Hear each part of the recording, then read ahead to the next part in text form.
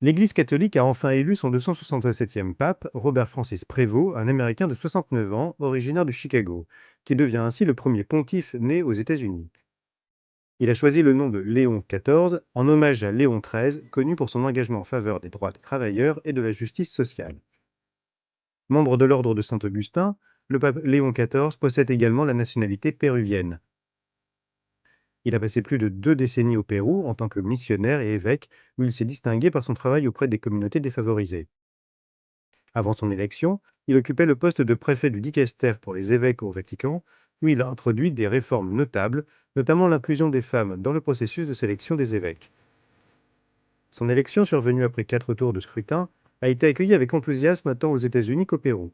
Dans son premier discours depuis le balcon de la basilique Saint-Pierre, il a mis l'accent sur la paix, l'unité et l'inclusivité, s'exprimant en italien et en espagnol. Concernant la rémunération papale, selon la tradition, le pape ne perçoit pas de salaire. Tous ses besoins, y compris le logement, la sécurité et les déplacements, sont pris en charge par l'État de la Cité du Vatican. Cette pratique souligne l'engagement du pape envers la simplicité et le service désintéressé. L'élection du pape Léon XIV marque une étape historique pour l'Église catholique, symbolisant une ouverture vers une représentation plus diverse et un engagement renouvelé envers les valeurs de justice sociale et d'inclusivité.